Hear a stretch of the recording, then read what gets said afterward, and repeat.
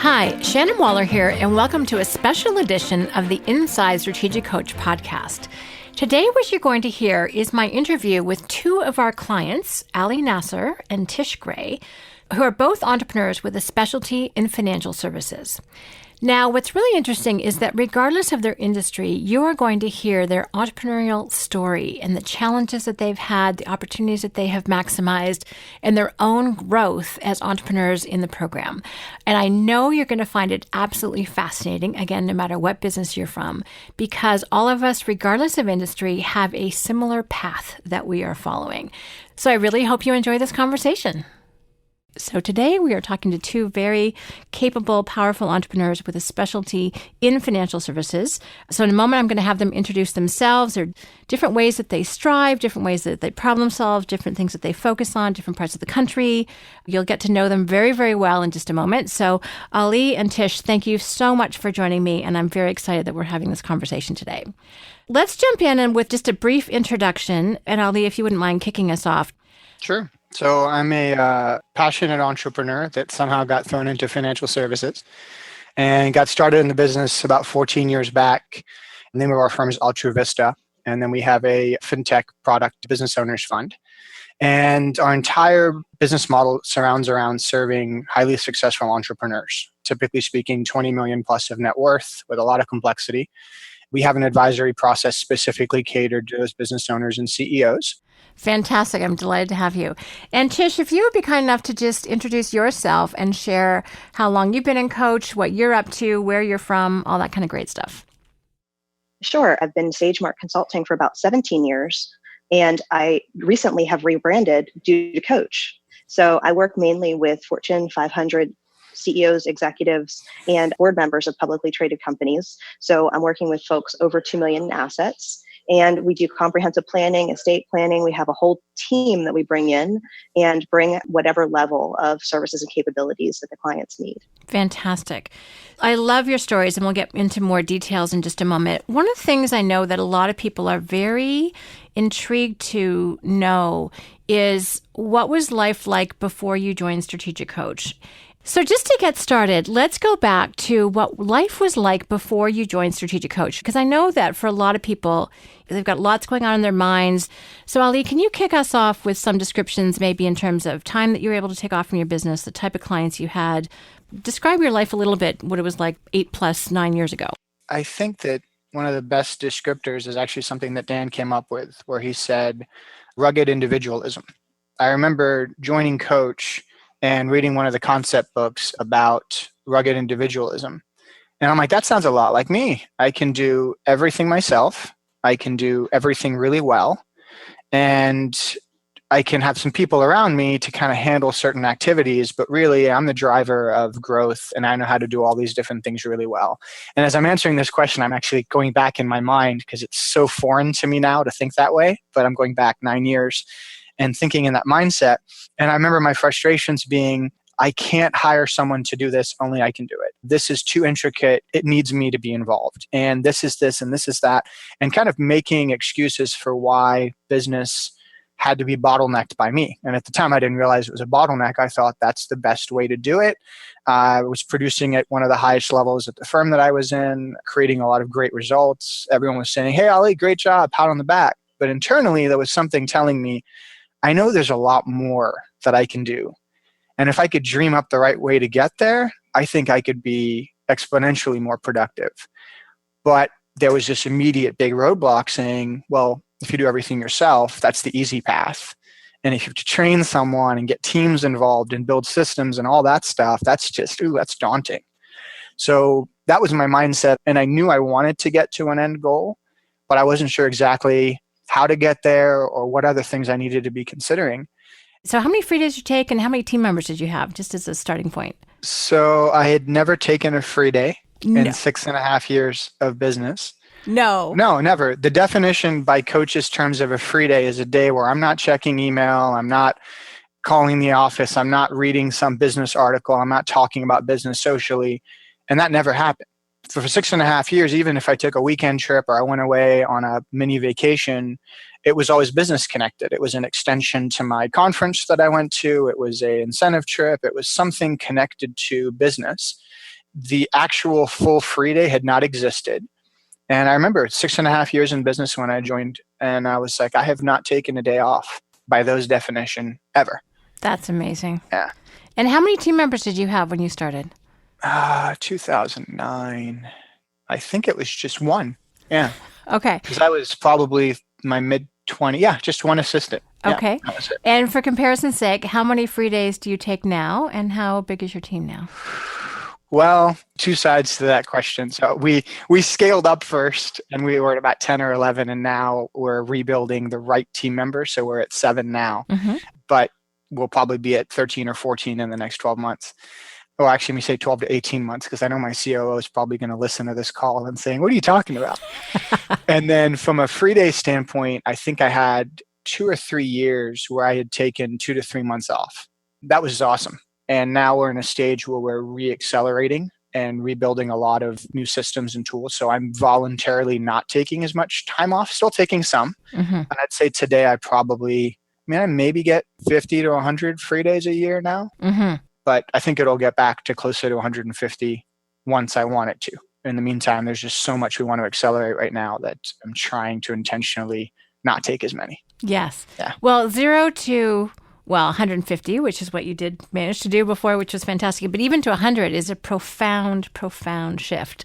And there's a certain amount of freedom. When we talk a lot about building a self-managing company, which, I love how you talk about there's the flexibility to take more or less depending on what you're up to and how big you want to get and how fast you want to accelerate. So I love that about free days, but it's very conscious and it's very intentional and it's by your choice.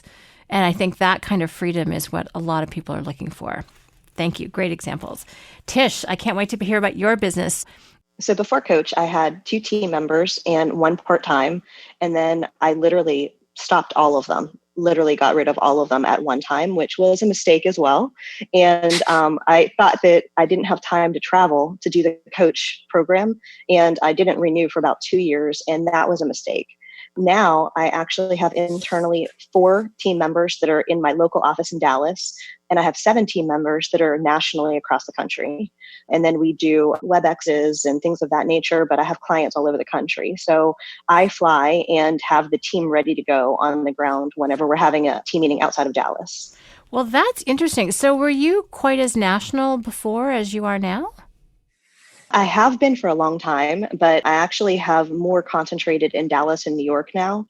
And so I actually do have, a location where I meet in New York and then my location in Dallas, but Dallas is my home office. I travel at least once a month for business. So that was another thing that I was telling myself I didn't have time for more trips. But really what those trips are is a break for me. And before I started Coach, I didn't have free days I didn't even know what a free day was, quite frankly. So now I'm working on them. I'm not where I'd like to be with free days. However, this year I've taken a 6-week vacation. I went to Europe and I didn't check my phone, my voicemail at all for 3 weeks. And then I did check it one day. And then for another 2 weeks, I didn't check it at all. So I finally gotten there and I finally have a team where I can trust them to take over if I'm not here. And I think that part of the letting go process has helped me and delegate more because I used to just take on too many responsibilities that weren't in my unique ability. Oh, there's such a rich thing of what you just said. That's well, first of all, kudos for taking that vacation. And I think for a lot of people, that's a pipe dream. Yes, they can sort of imagine it. They might figure out how to spell free days, but to actually take them is sort of imaginary, but something to aspire to. So the fact that you did it and had the confidence, and we do talk about the fact that, if you need to have a call-in day, it's no longer a free day. It's what we call a buffer day. But then you went back and took 2 more weeks of free days and nothing fell apart while you were gone. Your team still functioned very well. A lot of our clients tell us that actually revenue goes up when they're away, which means their egos are a little dented, which is kind of fun. They're like, how did that happen? But when you are doing your unique ability, as you talked about it, I want to dive into that concept a little bit. So unique ability, just to get all of us on the same page, is where you're doing not only what you are really, really good at. And as intelligent, committed, ambitious people, we're really good at a lot of things. But when you also add the filter of what are you truly passionate about? And I also like to frame it in terms of who are you passionate about working with? Because that's another way to look at it. It's not only the activity, but it's with whom. Who are you most passionate about being a hero to? Who do you want to serve? Who do you want to make an impact with? And when you can really refine your business, so that's what you're freed up to do, first of all, it makes some hiring decisions much easier. And then the leverage you can get from that unique ability is pretty powerful. So Tish, you were just talking about unique ability. So let's expand on that a little bit. It sounds like you're doing a lot fewer activities than you were when you started with Coach. Even if you're doing fewer activities, are they having the same impact, more impact, less impact? How would you categorize that? Actually, I'm doing fewer activities with more efficiency and more clarity. Because one of the things, I didn't realize how exhausted I was all the time. And once I started getting a little bit more rest and also focusing on things that energized me as opposed to drained me, I realized that I was a completely different person in business and I was more effective in meetings. My unique ability is presentations, is being in front of people, is having that client interaction, and also doing the creative design for the clients, getting ready for the meetings. So those things, the creativity and the actual presentations of those ideas, and I'm a visionary, so I like looking at the big picture. And when it comes to doing the details and the implementation of some of those, I really need to delegate that and hand that off to the right person. Because what I've realized is whenever I try to implement on the visionary ideas, they don't come out as well as they do whenever someone else actually takes that ball and runs with it. I think that's an incredible insight, that you're so clear and confident about the areas and you define them really, really clearly. And I also am kind of cheering because I'm always coaching clients every week on the fact that you want to have some relationship activities and some creative activities as part of your money making and your unique ability. So you nailed that. I love it. And as you said, you're a visionary, but the implementation of that doesn't work as well. And to have that insight and then to put a team in place who love to do everything you don't, because just for everyone's information, it's very, very, very challenging to do your unique ability unless you're surrounded by people who are unique at everything that we're not. Exactly. Ali, you talked about being a rugged individual, and there's no teamwork in that. None. You're a one-man show. You're just doing everything yourself. Right. And it's not even when I was in that stage, it wasn't my internal choice to be that way. It's almost as though in financial services as an industry, when you get trained and you start in the business, they teach you to do everything yourself. You have to be the one that gets a client. You have to be the one that takes a client through the process. You have to build a plan. You have to create financial strategies. You have to fill out applications. They teach you, and it's a completely broken system, but they teach you to do everything A to Z. So undoing those habits, even if you desire, it's a process to undo those habits because you've built your success by doing all these things. And a lot of people have admired you for your ability to be able to do these different things. And you kind of feel connected, like, well, this is what got me to where I am. But sometimes what gets you to where you are is absolutely not what's going to get you to where you want to go. And breaking those habits usually involves a massive amount of courage. And then from there usually comes a huge leap. And then you look back and you're like, oh, wow, I was there before. And we're there now. And, it's been a 10x change since joining Coach. It really has, just financially and life impact. I want to talk about 10x change because I think that's really key. But to put a name or a label on it, a lot of us get stuck. The level below unique is excellent. And a lot of people are stuck at the excellent trap, which I think is what you were just describing, Ali, in terms of we're really, really good, but some things we're passionate for and some we're not. And Tish, you talking about how exhausted and fatigued you were. Totally understand that. Yes. And that you discovered once you got some rest that you're a different person and just what was actually possible and what you're capable of. And then it's like, okay, look out, world. I'm here. which is really powerful. And I'm sure a lot of people have the sense of they just need to be unleashed. If they could unlearn those habits and if they could get some rest and put the right team around them, just what is actually possible that wasn't before. So we haven't talked a lot about financial results. Taking more time off is great, but a lot of people's fear is, well, if I take more time off, I'm not going to make as much money. And part of my reward or my success right now is measured in dollar signs. And that is the scorecard for how well we play the game. I'm totally up for that. Cash flow, profit are a couple of my favorite words in business, along with teamwork. So let's talk about the difference. So both of you are taking substantially more time off than you did before. Have you lost money on that equation or made more money? What's the reality around that? Ali, do you want to jump in? Sure, I'll go first. It's a great point that you make. Most business owners think less time working is less revenue or less profit. And I almost want to argue that it couldn't be further from the truth. And this is an example that comes to me all the time. If I have somewhere to be at 6 p.m.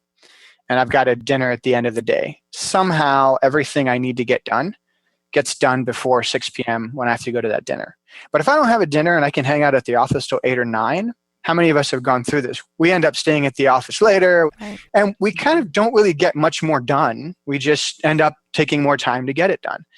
I remember being in my first year in coach and my coach telling me, well, the first thing I do is put my vacations on the calendar for the year. And once I have my vacations on the calendar, I know my free days are booked. Family's first, that's my biggest rock. And then I'll plan business around those goals. I'm thinking to myself, wow, what happens if a major business thing happens right before the trip? And the feedback was, well, if you know that time is already committed to vacation and you have certain revenue goals or growth goals that you want to make, you're going to end up making those goals because you're a goal-driven person. You know that you've got to do what you've got to do and you're going to find a way. And then all of a sudden, once you've committed to that time off, all these new ideas and capabilities of how you're going to find a way to that revenue unfold themselves. And then they unfold themselves in a way where it goes, how can I do less and create more? We've all heard that statement before, less is more.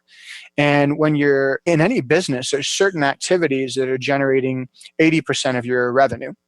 And then there's certain activities that usually take 80% of your time that are only generating 20% of your revenue. And when you take more time off, that time you are working, you end up realizing, well, where should I be spending my time? In the real revenue creation activities or in all the busy work that surrounds it?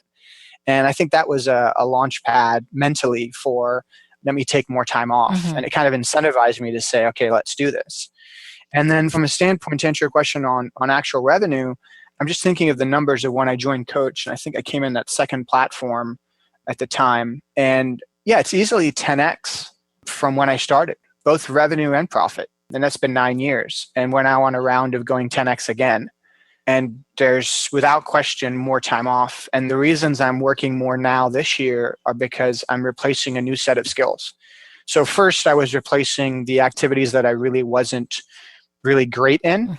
Now I'm in a process of replacing the activities that I'm excellent in and only doing the 2 or 3 activities that are my unique ability.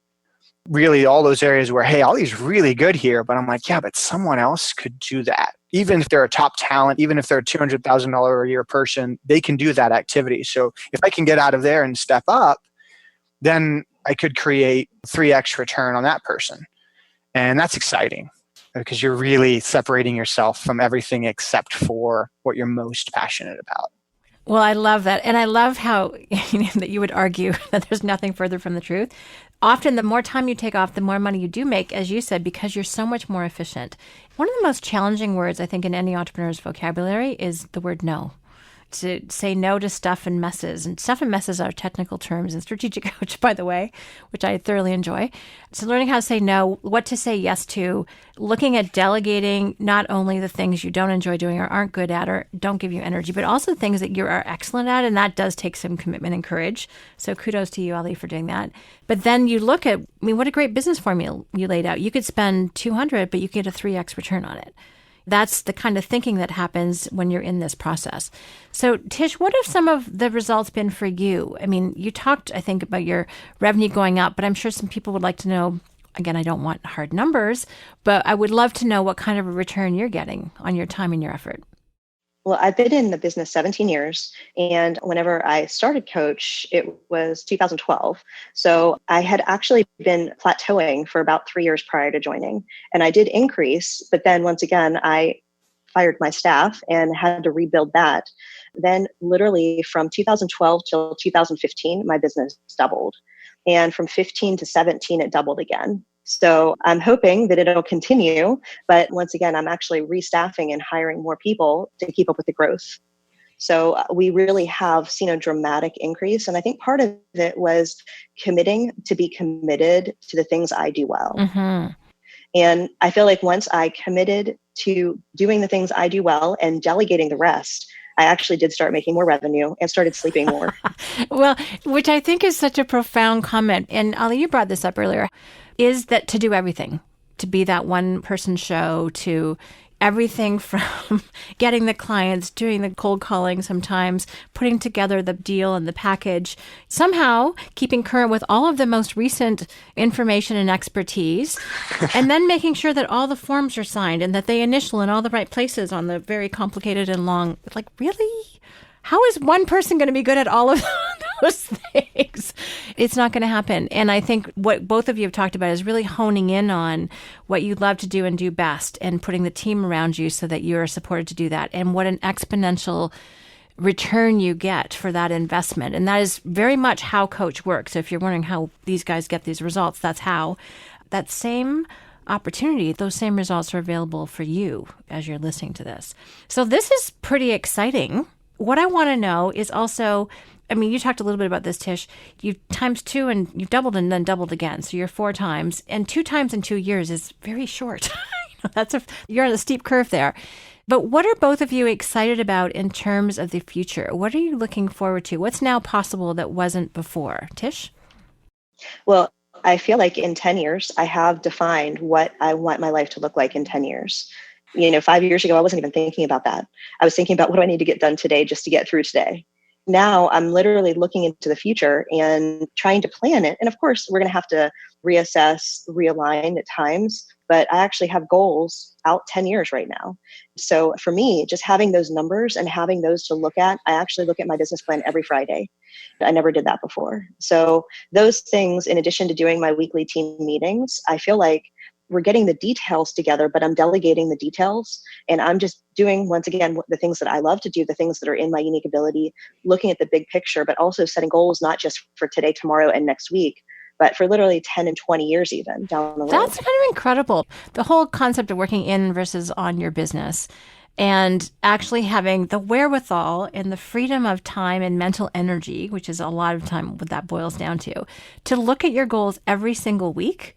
I'm impressed. So you're not just, again, focused on what today, but 10 years from now and what you want to accomplish. Just for fun, I'm just curious. So do you have some like travel goals or some revenue goals that you're super excited about? What's one of your goals that you're just really jazzed about? Well, one of the things that I didn't mention is whenever I was in France, I actually got engaged in Paris in front of the Eiffel Tower. So I plan on getting married. And also I've been to 37 countries around the world, and I'd like to get to as many countries as I can, but I have my top 20.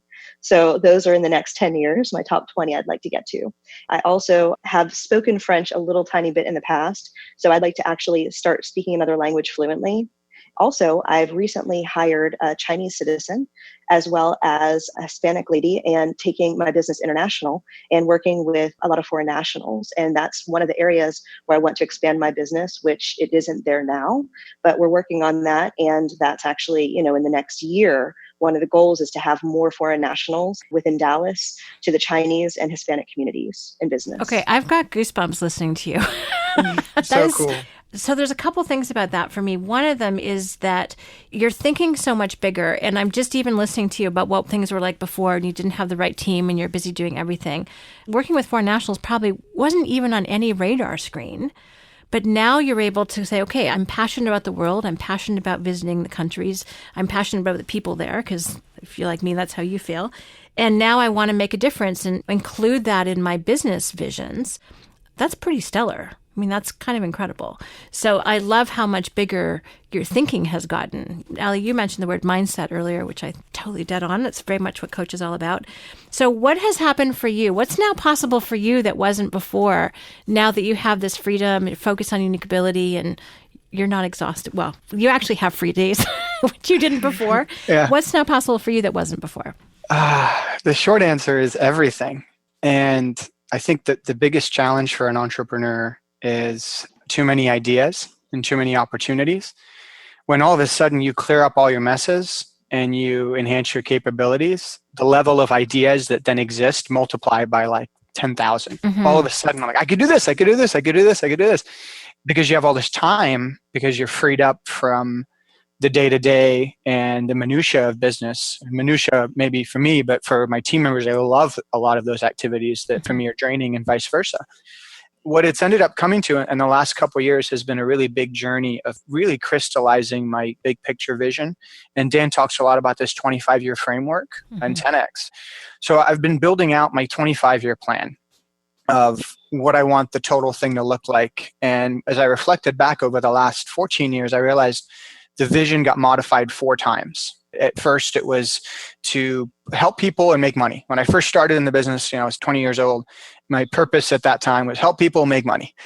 A few years later, it was save people from the bad advisors. There's a lot of crooks in the business, and I was so frustrated by the people running around there with no strategy, no plan, and just wanted to sell a client a product to make a commission, and it drove me crazy. I couldn't stand that part of the business. So then I became like, I'm your savior. I'm just going to help you avoid the bad advisors and give you the right kind of advice. And we had a fee-based planning model at that time, and I was like 22 years old, charging fees for financial plans and kind of building a process out, and loved it. Then the vision shifted to, well, we want to create a unique process that really helps capture someone's vision and values and reflect that in their planning. And that was in 08, 09. We built that process. We call it Wealth with Purpose. And then the 4th stage is, well, we really targeted entrepreneurs. My passion is being an entrepreneur. I love hearing people's vision and what they're wanting to build as an entrepreneur. Nothing excites me more than someone taking on the risk to build their vision. And I found this incredible affinity and connection with our entrepreneurial clients, especially the connections with some visionary and oftentimes high net worth, ultra high net worth entrepreneurs. So a few years ago, we basically said our business model is really now catered to highly successful entrepreneurs that truly have a vision for their wealth and want to work with someone that understands that entrepreneurial mindset and psyche. So we became solo focused in that space. And that's now created massive new capabilities, is that I've got over a decade of intellectual property working specifically with an entrepreneurial mindset. And when it comes to financial services, it's completely broken for entrepreneurs. The system doesn't fit their mindset, their opportunistic mindset. So to answer your question on the vision, what's happened now is I'm looking out to the future and I'm saying, how can I utilize all the intellectual property that I've built working with these entrepreneurs, this network of CEOs that loves and trusts what we do, and create an actual enterprise system that shapes the paradigm of entrepreneurial wealth? And what we're looking to do now is actually create an entire platform where across the country, potentially even across the globe, entrepreneurs can utilize our thinking system for entrepreneurial wealth and really create this massive scalability, and at the same time create a huge value proposition for advisors that want to work with entrepreneurs. I have students I teach at Rice in their financial planning program, and I have so many students that go through the program and they're like, I really want to advise entrepreneurs. I'm passionate about this. I like it. And I'm like, awesome. I'm glad we've lit the fire. Well, let's now build a system that you can do that with. The monopoly mentality of monopoly just for me is non-existent. It's more so monopoly on the system and the ideas, but for everyone, almost in a sense of like, if you create enough opportunity in a marketplace that your competitors want to become your customers because you help them grow exponentially themselves, that's a huge thing. There's not another Ali that didn't go to coach 9 years ago that I could say, hey, that guy is like this, and this guy's like, I don't know who I would be without coach, but I can tell you with a lot of clarity that my mindset and that shift in thinking has been very positively impacted by going through the coach program. And for that, I'm very grateful for that sign up. I'm kind of in awe. I've got goosebumps from that too.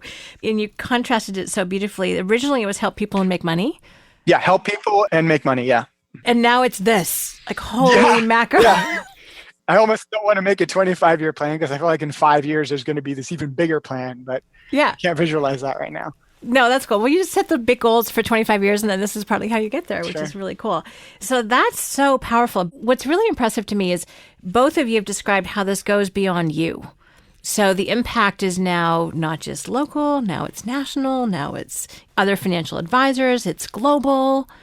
And that thinking wasn't possible. And even if you're listening to this, you're like, okay, that's not me, that's fine. But if your thinking is freed up, who knows what's possible? And you won't know that unless you free yourself up somehow. So those are, wow, I'm very inspired.